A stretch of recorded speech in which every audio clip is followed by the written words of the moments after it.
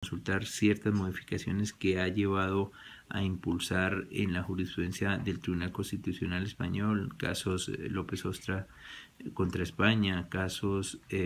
Moreno Gómez contra España, o en Italia la Corte Constitucional en el caso Guerra contra Italia, en donde en cierta medida ha influenciado lo que es el alcance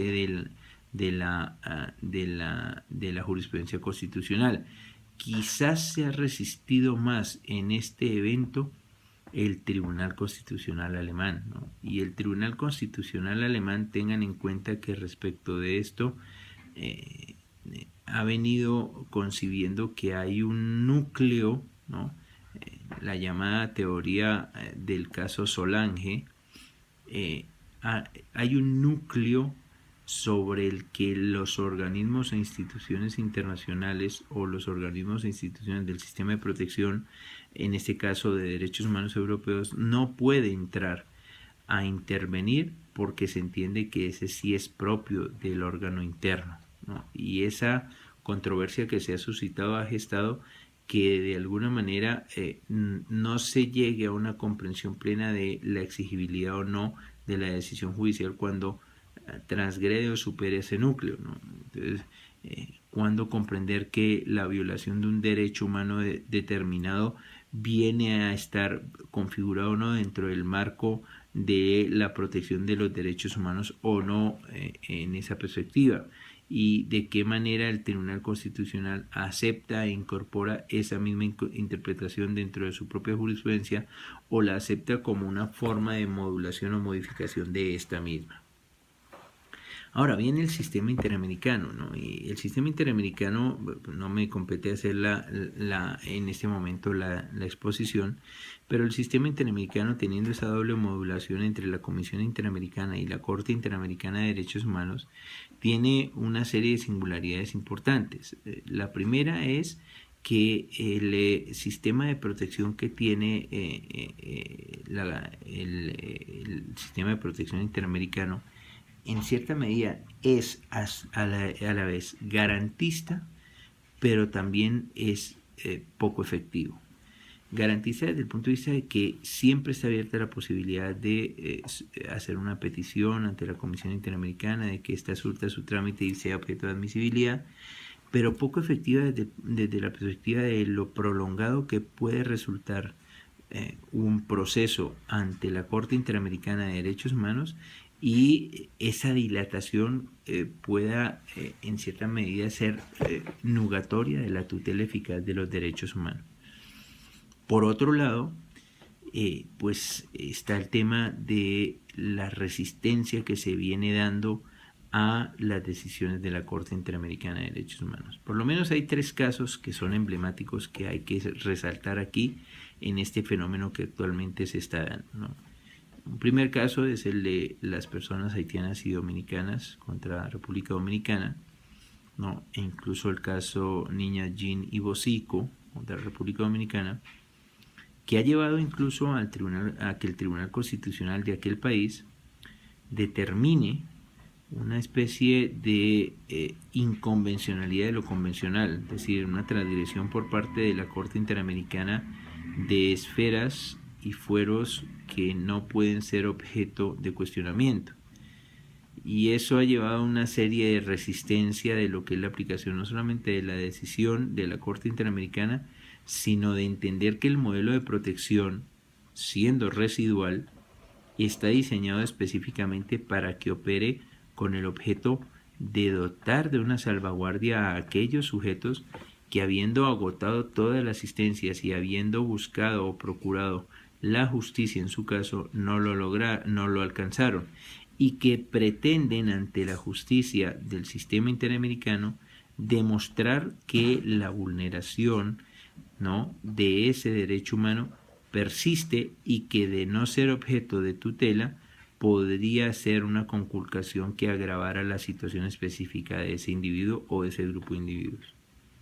Segundo caso es el caso Hellman contra Uruguay, ¿no? La resistencia que ha tenido la justicia uruguaya, ¿no?, ante una situación que es bastante compleja porque es someter a una convencionalidad no solamente la decisión del poder legislativo, del poder judicial, sino la del constituyente primario en aquella amnistía que se pretendía dar, pues ha llevado a que las posiciones jurídicas muy respetables también por parte de la jurisdicción uruguaya se resistan a el cumplimiento de las decisiones judiciales por parte de las autoridades internas, y con ello pues pretendiendo establecer como una suerte de debilitamiento del cumplimiento de lo que es el sistema, o mejor, el debilitamiento del sistema de protección de los derechos humanos. Voy a señalar dos casos más, ¿no? Un caso que lo conocen bien en Argentina, ¿no? Es el de Fontevecchia D'Amico, ¿no? El cumplimiento de la sentencia Fontevecchia D'Amico y la decisión de la Suprema Corte de la Nación sobre este mismo, sobre la viabilidad o no de la indemnización que debe operar, pues nos pone de presente nuevamente que los sistemas internos, en lugar de oponerse, tendrían que buscar la forma de adecuarse, de armonizarse cada vez más, e incluso de anticiparse a que sea el órgano internacional el que defina la situación, sino que lo hagan ellos de manera expedita. Pero hay condicionantes políticos, hay condicionantes ideológicos y hay condicionantes desde el punto de vista del ego mismo que representa para una corte de cierre, ¿no? Para una Suprema Corte, el que le tengan que dar la letra y la canción y que tenga que seguirla como si estuviera en una pieza musical, sin que pueda intervenir de ninguna manera, sin que su intervención sea relevante, ¿no? Eso también creo que es un tema que hay que analizar y que pone en profundo cuestionamiento de si los sistemas deben preservarse precisamente para mantener inalterados los modelos democráticos, para mantener inalterado la garantía de los derechos y para permitir que los ciudadanos tengan un escenario a donde acudir. Un cuarto caso, y voy a añadir uno más, es el caso Granier, ¿no? El caso Granier contra Venezuela, ¿no? Es decir, y una decisión judicial, ¿no? Más allá de la de López Mendoza, en donde, ¿no?, Radio Caracas Televisión, el Tribunal Superior de Justicia de Venezuela prácticamente no podría decirse que entra en desacato, sino que desconoce abiertamente las decisiones de la Corte Interamericana e incluso promueve, en este como en otros, que se haga una investigación sobre los jueces de la Corte Interamericana de Derechos Humanos. Es una gran paradoja, ¿no? Nadie va a dudar de la idoneidad o no de los jueces de cada uno de estos países, y es más, tenemos alumnos aquí, tanto de Venezuela como de Argentina, como de Uruguay, y no soy yo quien para llegar a hacer esto, pero evidentemente hay una suerte de situaciones en las que nosotros estamos alejándonos de la premisa básica que era la universalidad, ¿no? Lo dije yo, la vocación básica es conformar un sistema universal de normas de protección de los derechos. Pues bien, ahora estamos en el desconocimiento del modelo universal y el retorno a lo que son mecanismos de obstrucción o de oposición a lo que es la tutela de los derechos, ¿no? Eficaz, y a comprender que decisiones de los sistemas como el interamericano pueden revertir el principio de la soberanía nacional. Lo dije al principio en el primer video, la soberanía nacional como concepto nunca se ha debilitado ni se ha deformado, pero la soberanía tiene que armonizarse, tiene que adecuarse, tiene que sujetarse a los estándares mínimos de protección de los derechos humanos. De no ser así y de reconocer una suerte de discrecionalidad a los estados en cada uno de sus territorios, pues evidentemente no habría ningún objeto de reconocer, ¿no?, ni de incorporar, ni de tener este corpus juris internacionalis de los derechos humanos, y podría dejarse al margen cualquier cumplimiento de los mismos.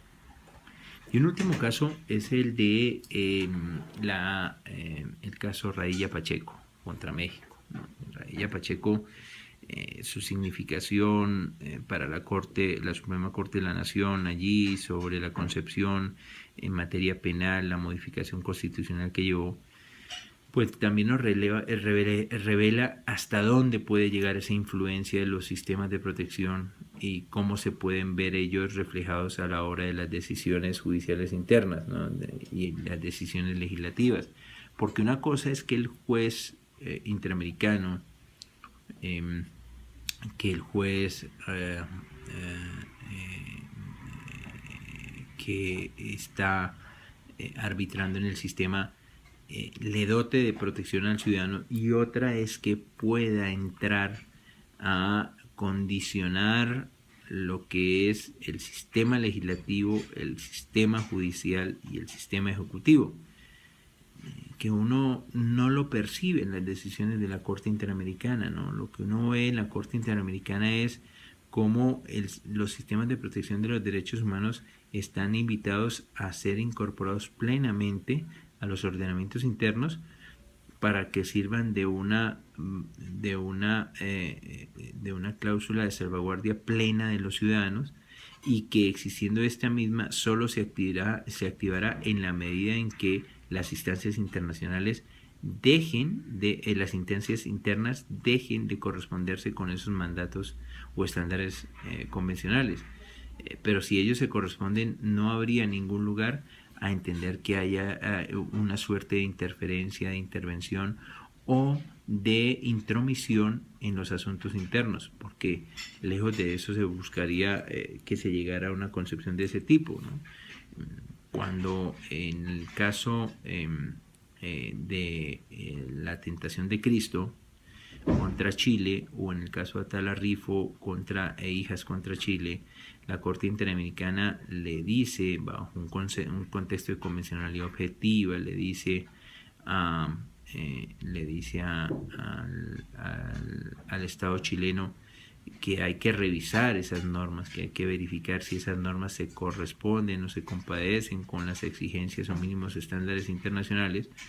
No lo hace con el objetivo de negar estos mismos, sino de indicarle cuál es el camino para que pueda estarse correspondiendo con estos, para que la protección sea eficaz y para que no se degrade el reconocimiento de los derechos, ¿no? Tanto a la hora del acceso de unas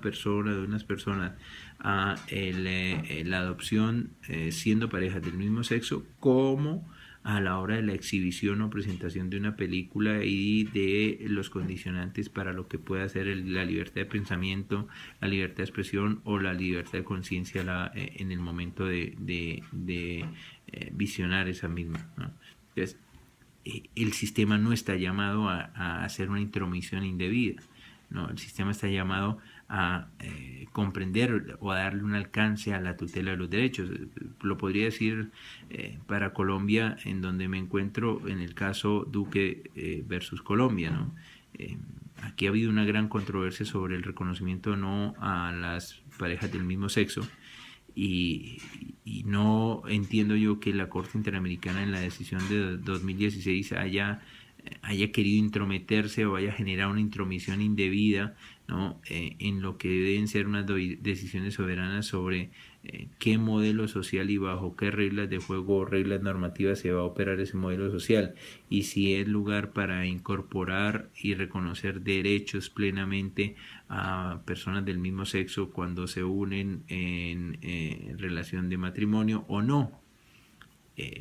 sino más bien lo está pensando desde la singularidad de la persona humana, de decir a ese individuo